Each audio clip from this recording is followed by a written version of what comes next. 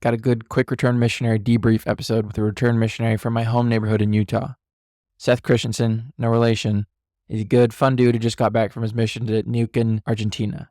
In this episode, Seth joins me along with his dad, Justin, to share 4 of the biggest things he learned from his mission that he didn't know prior to leaving. Should be a good listen. Coming up next.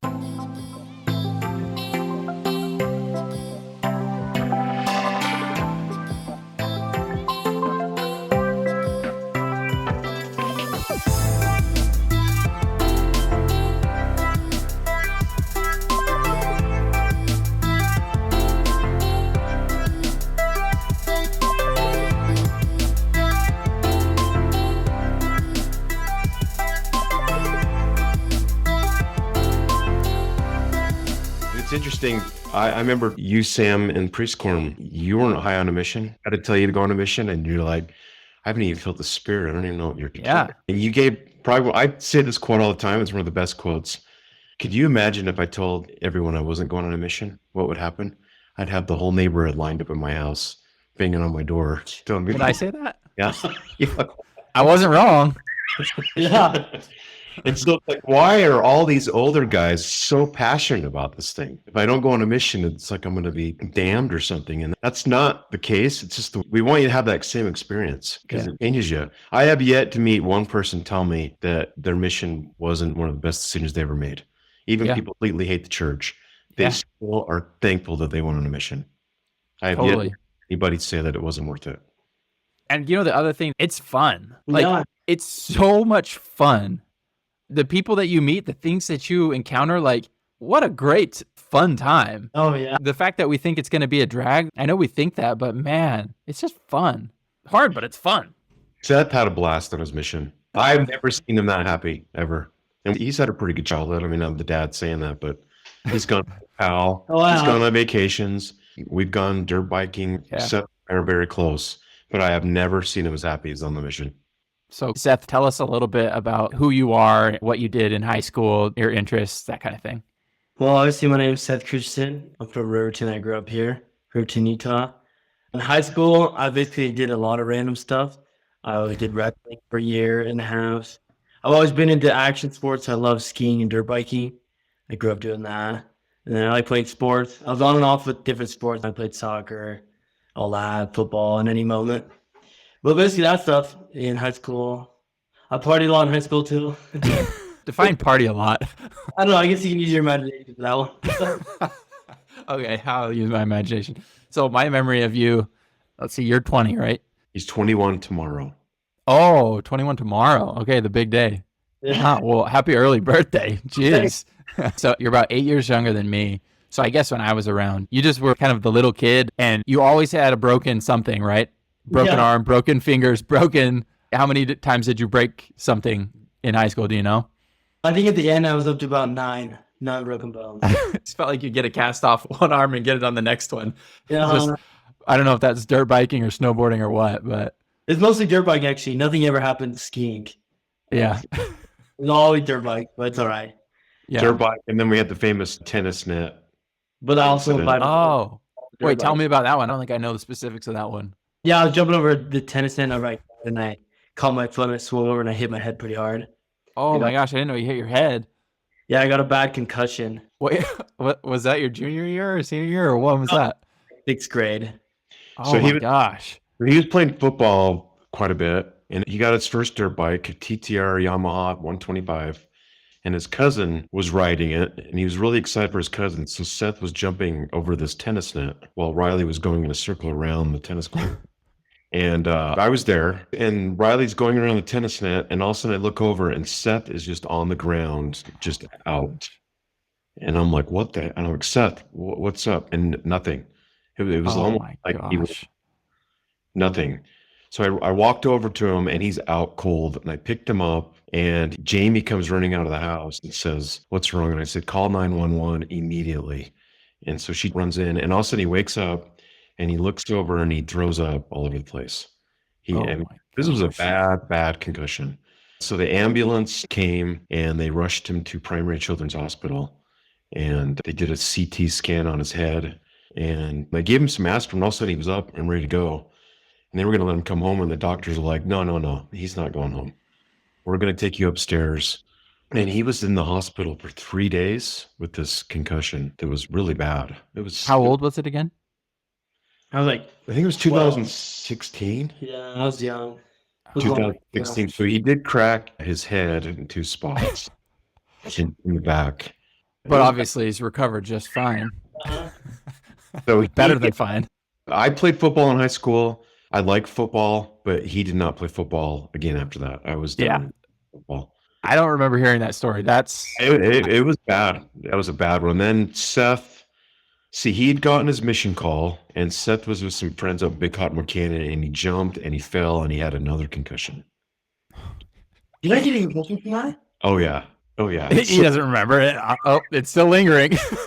2 friends drive him home. He's like, hey, what's up, Dad? Not much. Hey, did I get my mission call? Yeah, Seth, you got your mission call. Well, where am I going? He already opened it. He already knew where he was going. Oh, man. And I'm like, well, you're going to Argentina. Oh, I am? Oh, that's cool. Look, it goes by. Hey, Dad, did I get my mission call? Oh, no. Uh, no. Okay, we're going to go to the hospital. There's something definitely wrong. So we went to Riverton Urgent Care, and he asked me if he was going on his mission and where probably 100 more times. Oh, my gosh. Your answer became less of like, yeah, you're going to more like, we'll see. They got to be where everybody was just laughing at him because he had like a 10-second memory. He was very hyper, very active. I hope he's okay with me saying this, but he barely got through high school. just active, but there was also a lot of fun. Just a fun guy. a lot of fun, but he always wanted to go on a mission. Oh, I didn't know for sure if that was the case. So I was in with the priests for, I guess it was probably your senior year. And that's where I got to spend a little more time with you being older. And the reason I took an interest in this topic in the first place was being in with you guys. And like my mission is such a core part of my life. And I felt like me and Bishop and Matt, we were constantly talking about missions to you guys. And it never felt like it landed. And I don't know how you felt on the receiving side, if you have any memory of that, or if it was all wiped away in the concussion, or if you have any memory of hearing people talk about that and how you felt before. Do you remember thinking anything of it, or just feeling like people talked about it a lot, or what? I mean, obviously, yeah, I remember all of that. I remember people mentioning growing up out here all the time. Then I remember maybe later on, I just knew maybe there were other kids that weren't planning on as much, but I was always just thinking in my head. A lot of them would just go right past me. Because I already had that plan in my head. I was like, all right, guys, I'll do it. Calm down. Right. The pain in the yell. So I can't just be like, whatever, I'm going. I don't have to. Yeah, I think that's actually true. That's probably quite a lot of the attitude was, all right, I'm going. Just stop talking. Just leave me alone. I'll go. Just lay off. I think I was just like, yeah, that'll be fun. Because you were busy. You're doing other stuff. And so that's kind of the furthest thing from your mind most of the time. You don't know about it. You're only imagining what it could be. And you only... Yeah, right. And it's impossible to imagine, right? Yeah. So tell us about where you served and what it was like there, the culture, the people, everything. So I was in the mission Neuquén, Argentina. It's in the south of Argentina. Not the farthest south, but close to it. It's in the Patagonia. And it was a huge mission. It was like as big as 2 Utahs in size. And it was just a lot of empty desert towns, kind of looking like Mesquite, Nevada. It wasn't much. There was a big middle, but there wasn't anything over there. There's quite a few other cities that were just like desert towns. And then towards the mountain range, closer to Chile and Argentina, there was quite a few areas and cities that you go to, and those were awesome. I mean, it's like the Patagonia, the brand, that's where it comes from. They named it after the place. So it's just beautiful mountains and lakes, like unbelievably awesome. And then the Argentine people, I spoke Spanish. They love to drink a thing called mate. You drink, where you put like some type of herbs in it, and then you heat up water and dump it in there, and you drink it with a straw that has a filter on it. I don't know, kind of weird thing, but everyone drinks that. You can connect with each other drinking that. They love to party. They love to stay out and listen to music and do big barbecues. They call their barbecues an asado, and they just roast tons and tons of beef.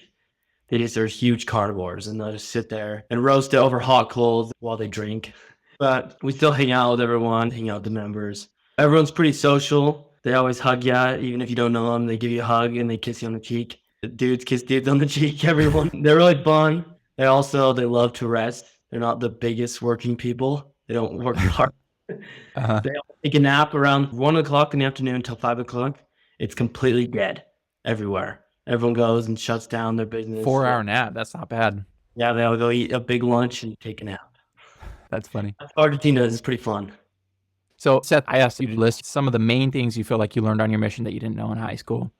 The first thing you said was, number one, humility, seeing other perspectives in people's lives with totally different challenges. What do you mean by that? So one of the things that I would always think about a lot before going to the mission, finishing high school, I have this like crazy perspective, and I look around and I noticed, basically at least where we live in Utah, obviously there's people that are different, but a lot of it is all pretty much the same. You know what I'm saying?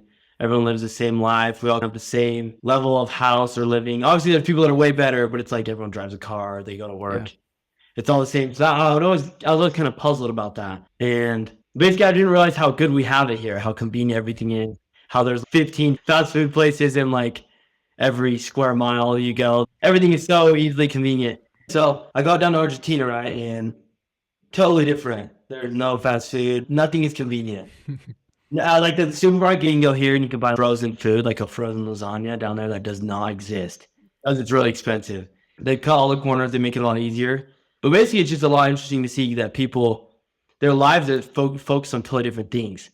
I feel like a lot of times here, we're always focused on like social media or random crap, talking about the people around us. And I remember getting down there and going in these houses, these people, and their main focus is just getting enough money to feed their family. They care less about looking at TikTok, Instagram, what's the newest thing out. That's all they care about. And you talk to them and it's like, wow, they don't really know much at all. I mean, they're asking me, they're like, yo, you're from the US? That's crazy. What's it like up there? And I was like, yeah, it's pretty dang good. And they're like, yeah. And they just talk about how they wake up at 5 a.m, go to a bakery, bake bread, and they get like $10 a day.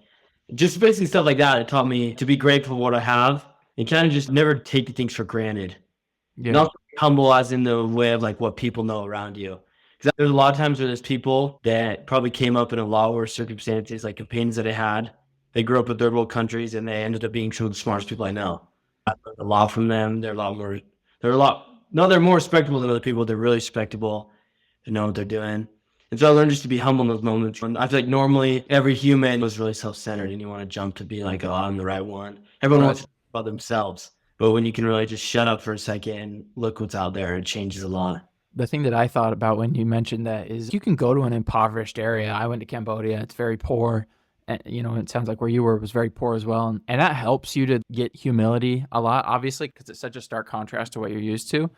But the people who go and serve missions in nice areas, places that aren't necessarily impoverished, they still learn, I think, equally as much about humility, because really what humility is not focusing on yourself. Like you said, it's doing less of the navel gazing of worrying about what's on my social media or whatever, and more about other people. And there's this C.S. Lewis quote where he says, humility is not thinking less of yourself, but thinking of yourself less. And that's the whole point, right?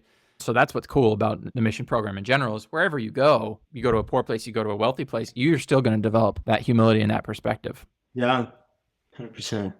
So with the youth, especially young men, we're always trying to tell the young men that are in high school why they need to go on a mission. And it's so hard to explain it. So we came up with the idea, let's Zoom or get Seth on a video with these guys during preschool.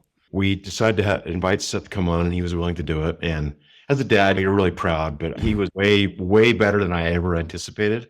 But he said exactly what we're talking about right here, where he said, all you guys are thinking about is yourselves. That's all you're thinking about is yourself, which is natural. It's nothing against it, just the way. It's that time of life. It's high school. And Seth said, you will have no idea how happy you'll be when you don't think about yourself anymore and you're looking outward and you're home and you're looking at everybody else's perspective. And he put it really well that day. And I hadn't even thought about it in the way that he explained it, but it's so true. When you get out of your own head and realize that you're not the center of the universe, there is a big universe that you're just a part of. It really changes you and you really grow from it. Yeah, I thought that was a great thing to have learned as a top takeaway. Next one, you said problem solving, finding the quick and proper ways to combat spiritual and moral problems. I feel like that one is just important for the rest of life. And I learned that a lot, basically just doing the work. Everyone knows the main mission objective, you go out and you're going to preach the gospel and help people come into Christ, come to church. So when you're out there, there's a lot of problems, like in the rest of your life. You get out there, you'll have a companion who's a boob, he doesn't want to go out, he's an idiot. You'll get pissed, you're thinking, you're like, oh, I can't do anything. He stares at the walls while I'm trying to teach the restoration. Yeah. Oh, yeah, we know. Oh, yeah. Not just companions, then you got your friend, your dang friend that keeps coming to church won't quit smoking cigarettes. Maybe you run out of money on your monthly money and you're with the Latino comp. No one's got money and you got to figure something out. Just basic problem solving. I feel like that helped me learn a lot quicker. Be in the moment, I actually put together what I had, figure out what to do. I can remember a few times there's people getting baptized, and I remember we were helping with companionship. They had a lady that was going to get baptized, and they just went over there and they're just sitting there reading scriptures to her. And it's like, come on, I don't know. I just thought, well, maybe that obviously won't work, so you got to do something else. So me and my companion just thought really quick, all right, we're going to call this member who he knows will pull up right now, this car. He'll come in and talk to her, and we'll pick her up and take her to get baptized. And just little things like that I slowly picked up on the way, and it's like, wow, I got to be a little more creative. There's a lot of solutions to all these little problems around. And once you learn how to figure it all out, it makes all the big stuff a lot easier. It's a classic thing. The little things make the big things come to be. But I feel like to accomplish all those little things, you also got to get past all the little problems that are in front of them. Yeah. So just basic problem solving that I learned on the mission was key. It helped me a lot. Yeah, well, it's kind of an independence thing, right? Where you realize if you don't take care of it, it's not going to get done. And so if you don't find somebody to help your investigator get to church or whatever, they're just not coming to church, and can't call your dad and say, Dad, help me get this person to church, like you might in high school, right? Yeah, definitely also just the awareness too. Like the mission taught me awareness that I never knew I could have. Just thinking What do you mean?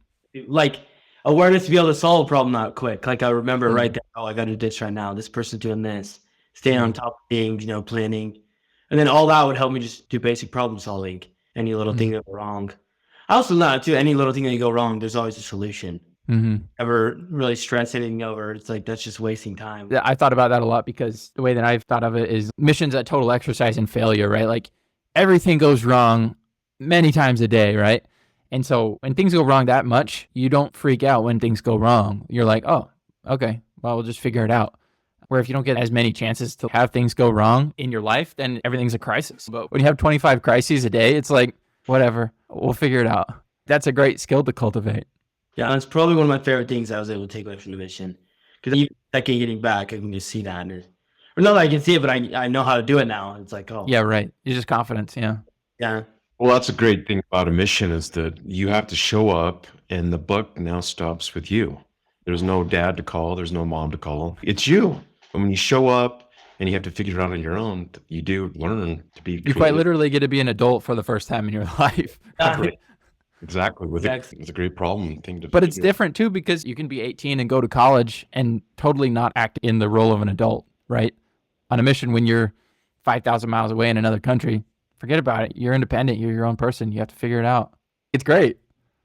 Okay. Number 3, Seth, you said understanding others and patience. Tell us more about that. Basically, back what I was saying with the problem solving, this also has to do, I feel like, with both and humility. Basically, just understanding others, being patient. Like I said, you'll get a rough companion, you'll get rough war leaders that you have to work with. I mean, that's your job out there. You got to work with everyone that's around you. And so normally a lot of times what I learned is when you're at home, you have a friend, you don't like him, you're gone. You're not going to talk to that guy again. But you're out there, you got a companion, you're not moving. You're staying with him, you live with him, you're with that guy 24/7. So I feel like I was able to learn a lot of patience, just slowly listen to them, understand others, because there's also be times where I notice myself, I was in the wrong, I would jump and think, oh, this guy's a freaking idiot, I'm not here to do your own thing. Then I realized this kid's been in a whole different place, he knows different things, maybe he's just coming out different. By the time when I could apply that stuff, it completely changed it. I had a rough companion that still complained, it was a boo, it was dumb, but I learned how to connect with them, and we ended up kicking butt. Patience and understanding them, how they're thinking, and just waiting to see. I feel like understanding others helped a lot too, especially when it came to the preaching side. When we're teaching someone and we're learning about their difficulties, you can totally see what someone's going through, being able to understand their hardships, how to connect with them. So when you go to teach someone, you want to teach them something what they need. Like if I go to a guy and he's telling me that his son died, I'm not going to pull out the restoration and be like, yeah, Joseph Smith was a prophet. Right. Yeah. So basically just stuff like that, understanding others and being patient with it, especially when it's hard, being patient, waiting for those times. Because I realized when I was patient, it would always pop up. I'd always find the time where I would understand them, or I would be able to help them out or connect, or I could change personally. So I have 3 kids, and all 3 went on a mission. And Seth by far was the most optimistic of the 3. We'd get on the calls with him, and he rarely was down or would complain too much. But there was this one call where he got on and just vented about how he could not stand this companion. Guy was talking bad about Seth behind his back, all this kind of stuff. And he was pretty upset. And I remember telling him, well, Seth, what can you do better? And he was like, well, what are you talking about? He needs to change. Yeah, you are right. But what can you do better? And he did take that to heart. And I remember the next call, he said, yeah, things are going a lot better. I worked on some stuff and he made it happen. So it's a great skill to learn. That's where missions are awesome. Okay, last one. Discipline. Discipline. Basically, that says it alone, but self-discipline. I guess I learned a lot of that because out there, like you guys have been saying, mom and dad aren't out there, you're out on your own. The only one that's there is your companion. And so sometimes your companion will help keep you disciplined. But other times they won't. Other times you got to be the one that's on top. You got a companion that's sleeping in really late, doesn't want to work. But you got to be pretty self-disciplined to be pretty successful in a mission, because if you want to go out there and baptize people and do the work right, then you got to go out and do it. And you got to be on top of it. And so if you're not, nothing ever really happens. So I feel like I learned a lot of discipline to be on myself, to know what I needed to do to be able to do it. I actually enjoyed learning that. I really like getting into working out on a mission. That was like my favorite part of the day. So I'm all alone. I put my headphones in and work out, but I knew I had to do that no matter what. If I wanted to actually work out and get a change. So basically just the self-discipline out of knowing, are you doing the right thing? Are you doing the wrong thing?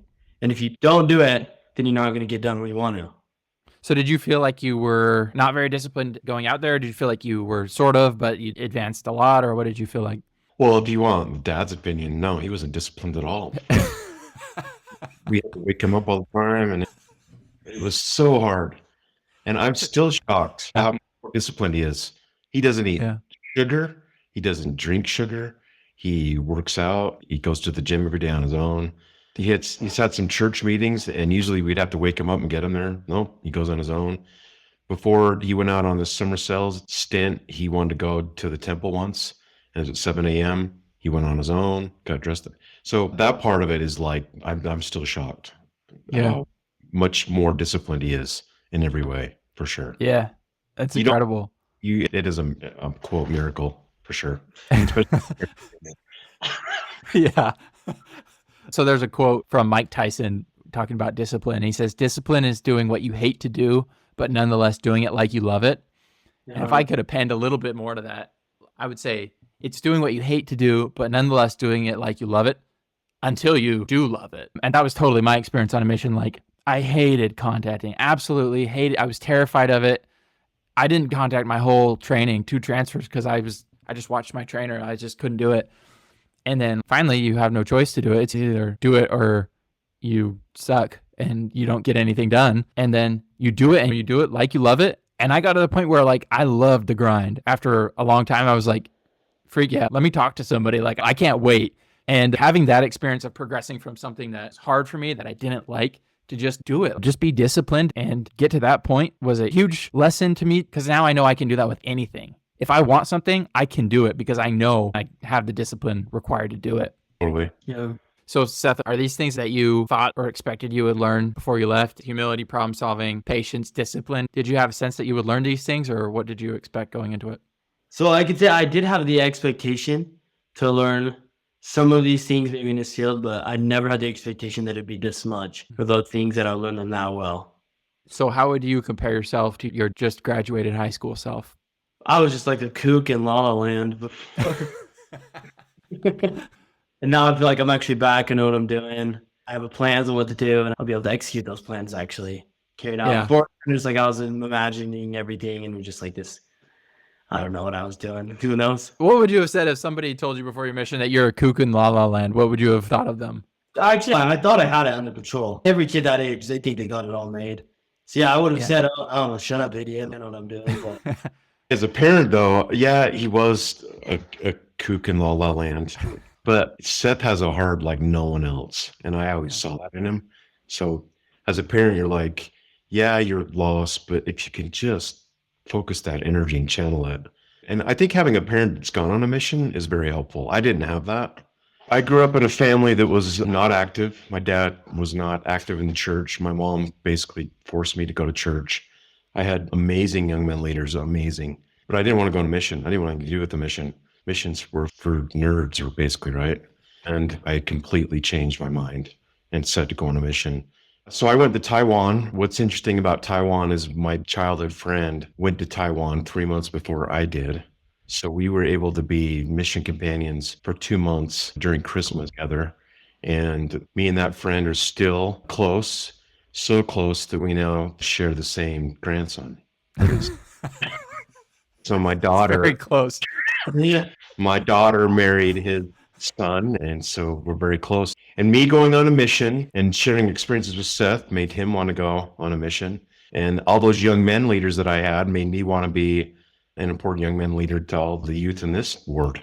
And so it's interesting how that one decision is so impactful in so many different ways. If I wouldn't have gone on a mission, maybe I'm kind of the same, but probably not, right? Mhm. But I think the generations get stronger because all missions are the same. I've listened to your podcast and you go back 30 years, they're all generally kind of the same. They hit the same. Yeah. Yeah. So you got that first week in the MTC, and that is rough. You better be strong to face that. And so I knew that he was going to face that, and he faced it well. And you know that missions are a grind. They are a grind. 2 years is a long time. But I knew if he could channel that, he could really get in the right direction, and he has done that. Is Seth perfect? No. I think when you interviewed your cousins, they called her like, what was her name? Something 2.0. So Seth is now Seth 3.0. He's the same. He's still a knucklehead, but he's so much better in so many areas. And he's just going in the right direction. Oh, it makes perfect sense. The first guest that I had on the podcast, Kyle Welch, he was the accounting professor. He said what's really fun is seeing people and just seeing them be on fire and seeing that change in them and realizing that they're having the experience that I had where they restack their priorities and all of a sudden they've got things aligned right in life. And when I would read your emails and hear what Justin was saying, I was pumped because I was like, he's having the same experience that I had and the same one that you're talking about, Justin, that is evident in all missions if you do it right. And that's why I was like, Seth's having the right experience and he's going to come back and it's totally life-changing. You can never go back to what you were. The things that you learned, the person you've become, the person you know that you can become, you can never go back. And I just get so excited when I see people having the same positive experience that I had. And I love that you did that and still stayed true to yourself. You're a fun person. You're a fun, loving person. As far as I could tell in your emails, you never lost your personality. You were always the same. And it's sad to me when people seem like they lose themselves too much in the mission because honestly, my own personal experience seeing that with people, a lot of the times those people don't even stick around in the church anyway. Like you have to stay yourself and then be your best self, but be the best different version of yourself. I don't know how to phrase it, but like, I just thought you stayed true to yourself really well and also just had an awesome mission. So I was just really proud to watch you and excited that you had that same experience that I did. For sure. Heavenly Father doesn't want your personality to go away. Yeah. Well, he just wants to become better and become stronger. Use that personality to enhance people. Man, super fun to talk to you all. And yeah, I appreciate it. It was fun. Yeah. Seth, man, happy you're home. Thank you. Big things ahead. Yeah. Finally. All right. I'm waiting. That's right. All right, guys. Good to talk to y'all. All right. Thanks again. Yep. We'll see you later.